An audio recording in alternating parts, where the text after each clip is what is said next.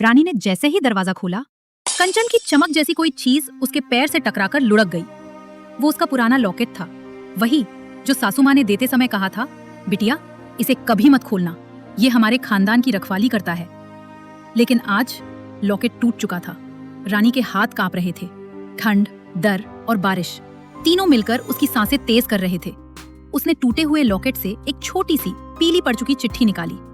पहला शब्द पढ़ते ही उसकी रूह कांप गई। राजू। दूसरी पंक्ति ने उसके पैरों से जमीन खींच ली। हमारा बच्चा, मुझे मत छोड़ना। रानी की आवाज कांप गई। ये किसकी चिट्ठी है? बारिश जैसे और तेज हो गई, मानो आसमान भी उसके अंदर की हलचल समझ रहा हो। रानी यूपी के एक छोटे से गांव से आई थी। गांव में ठंड भी अपनापन महसूस कराती थी, लेकिन शहर की ठंड बिल्कुल अकेला कर देती है। राजू से शादी के बाद सपने बहुत थे, शहर में नई जिंदगी, नई उम्मीदें, पर यहाँ मिला क्या? कर्ज का पहाड़ और राजू की बढ़ती खामोशी। रानी कई रातें खिड़की से बाहर देखते हुए बिताती। उसके मन में एक ही सवाल, राजू कहीं मुझसे दूर तो नहीं जा रहा? और आज ये चिट्ठी सवालों के सैकड़ों कांटे चुभा गई। तभी फोन बजा। सासू माँ का नाम चमक रहा था। रानी ने कांपती आवाज में कहा, माँ जी, ये लॉकेट, इसके अंदर ये कैसी चिट्ठी है? माँ जी कुछ पल चुप रहीं, फिर धीमे से बोली, बिटिया अगर वो चिट्ठी बाहर आ गई है तो समय आ गया है सच बताने का। राजू आए तब बात करेंगे। रानी का दिल और जोर से धड़कने लगा। कौन सा सच? क्या ये सच में राजू ने किसी और के साथ? वो चिट्ठी कसकर पकड़कर खड़ी थी कि तभी दरवाजे की कुंडी घूमी। राजू बारिश में भीगा, घबराया हुआ अंदर आया। उसने देखा रानी के हाथ में वही चिट्ठी। रानी चीख पड़ी, ये क्या है? बोलो राजू, किसका बच्चा? किसके साथ था तुम? राजू के चेहरे से रंग उड़ गया। उसने चिट्ठी हाथ में ली, कुछ सेकंड उसे देखता रहा, फिर जैसे किसी भारी बोझ के नीचे गिर गया। रानी, ये चिट्ठी मेरी नहीं, मेरी बहन की है। रानी सन। बहन? लेकिन ये लॉकेट में क्यों था? और सासू माँ ने मुझे क्यों दिया?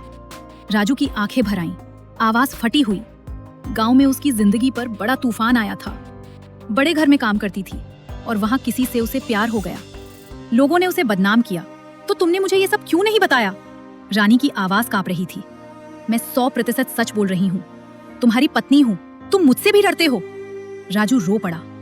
कर्ज की वजह से मैं बहन को पैसे भेजता रहा। मैं डर गया था, कहीं तुम गलत ना समझो। मैं टूट रहा था, पर बता नहीं पाया। उसी वक्त दरवाजे पर एक जोर की दस्तक हुई। रानी और राजू चौंक गए।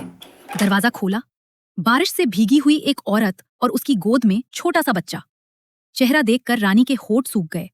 वो हूबहू राजू जैसा था। राजू की आंखों में तूफान उमड़ आया। वो फुसफुसाया, दीदी। उसकी बहन रोते रोते अंदर आई। भाई, अब और नहीं छुपा सकी, बहुत दर्द झेल लिया। रानी का मन पिघल गया। उसने बच्चे को देखा। उसकी मासूम मुस्कान बारिश की रात में जैसे एक छोटी सी रोशनी थी। अंदर आओ दीदी, कोई किसी से अकेला नहीं रहेगा अब, रानी ने धीरे से कहा। सासू माँ वीडियो कॉल पर आ गई। उनकी आवाज भर्रा गई।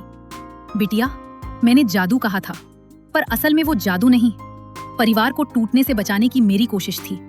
गलतियां मैंने भी की, पर नी इंटेंशन कभी बुरी नहीं थी। उस रात कमरा आंसुओं, प्यार और अपनापन से भर गया। राजू ने रानी का हाथ पकड़ते हुए कहा, अब कोई राज नहीं, जो भी होगा साथ मिलकर एक परिवार की तरह झेलेंगे। रानी की आंखें भर आईं, लेकिन इस बार दर्द नहीं, राहत थी। बच्चा खिलखिला रहा था। बारिश थम चुकी थी। ठंडी रात अब उतनी ठंडी नहीं लग रही थी।